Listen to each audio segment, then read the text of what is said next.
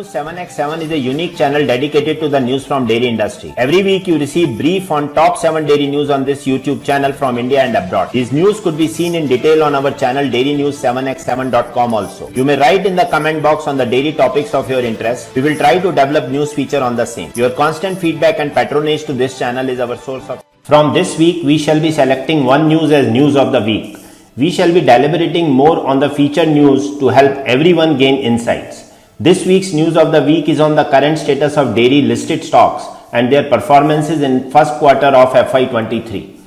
Other top 7 dairy news from the week of August 8th will cover: dairy records 67.15% increase in exports in quarter 1 of FY23. Lumpy skin disease vaccine released by DAHD Ministry. Is it time to sell dairy stocks? VKCoE IRMA organized training program on reducing carbon footprint. A solution to fodder shortage in dairy sector. Yili remains the world's most valuable dairy brand in Brand Finance 2022 report. At some coffee shops, dairy-free milk isn't free in USA. Continuing with the trend from the previous year, the export of agriculture and processed food products rose by 31% in the first quarter of FY23 as compared to the corresponding period of FY22. The export of meat, dairy and poultry products increased by 9.5% and the export of other cereals recorded a growth of 29% in quarter 1 of the current fiscal.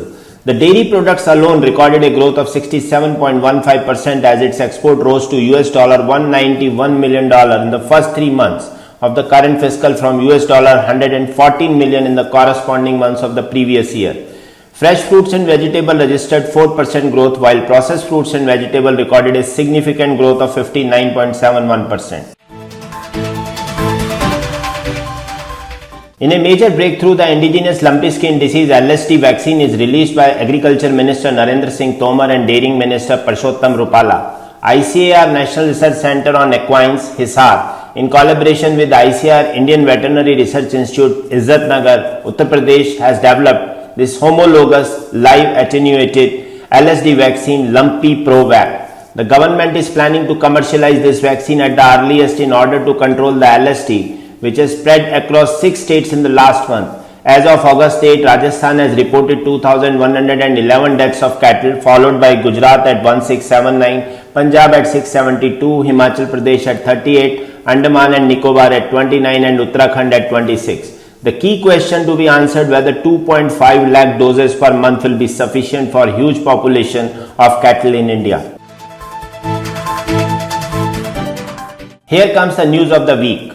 Dairy companies continued to disappoint investors with dismal profits in the recently concluded quarter as high input costs eroded the sector's margins. The opening up of the economy had helped dairy companies log strong revenue growth in the April to June quarter, but the long-standing pressure on their profitability remained unabated.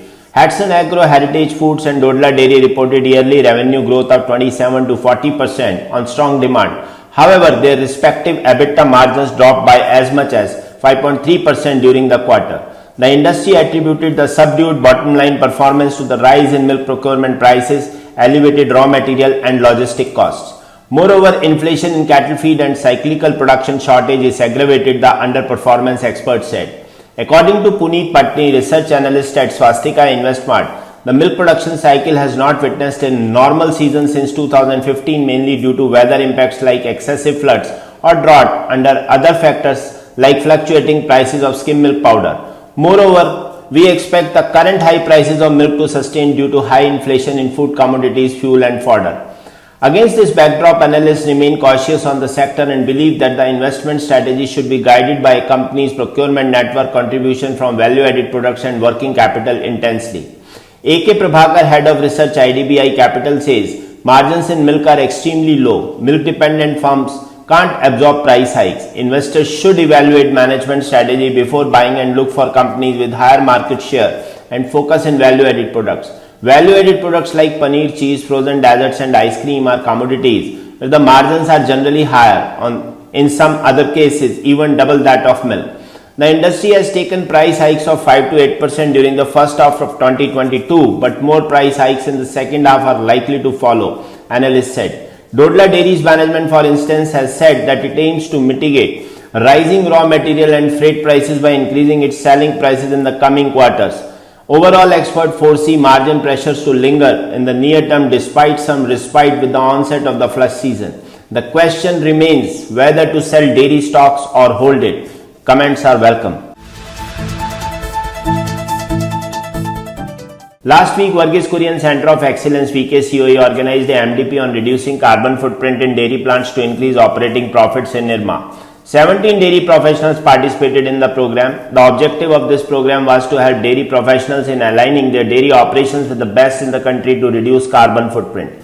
Shri Minesh Shah, Chairman NDDB, interacted with the participants and encouraged the dairy industry to adopt measures to make carbon neutral dairy by 2050. At the processing plant, discussions were held with practical examples of energy savings, efficient processing, monitoring measures, water and wastewater management, value-added products, digitalization, and so on.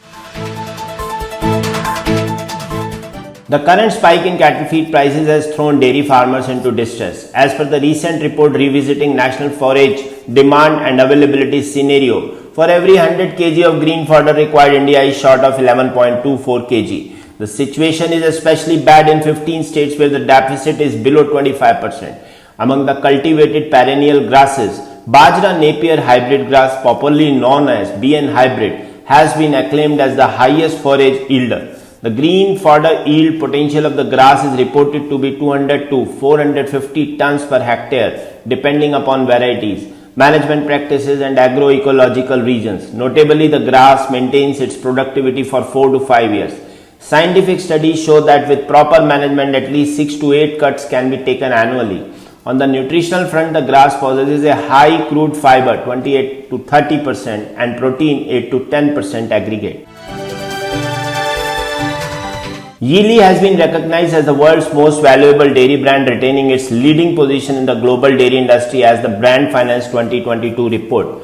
Yili's market capitalization has expanded 553 times since its listing in 1996, from $62.5 million to $34.56 billion in 2022. It has remained one of the world's top 5 dairy producers for 3 consecutive years, with the annual revenue exceeding $14.85 billion last year.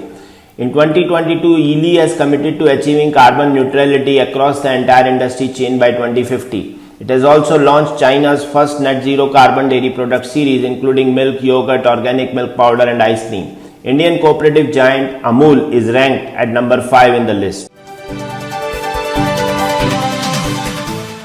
Coffee lovers in the US are increasingly opting for non-dairy milk in their drinks, but at several major chains like Starbucks, Dunkin' and Peet's, dairy-free isn't free. Instead, milk like soy, oat, almond and coconut can cost up to $1 extra. The surcharge has prompted protests from the animal rights group People for the Ethical Treatment of Animals and from celebrities who call it a fee that penalizes people who avoid animal products or are lactose intolerant. Many non-dairy milk cost more than dairy milks, in part because the US government subsidizes the dairy industry. Peet's Coffee said that alternative milk products continue to cost more than dairy milk. For this reason, alt milk customization is 80 cents per beverage. Starbucks eliminated the surcharge in its UK stores earlier this year but continues to charge extra in the US. A Starbucks spokesperson said that it categorized non-dairy milks as customizations such as an additional espresso shot or syrup. The company would not say how much it spends on non-dairy milk. Thanks for watching Dairy News 7x7 channel with news update from last 7 days. To continue receiving update from this channel, I, Kuldeep Sharma, request you to subscribe this channel and share and like the video. And also, don't forget to press the bell icon. Thank you.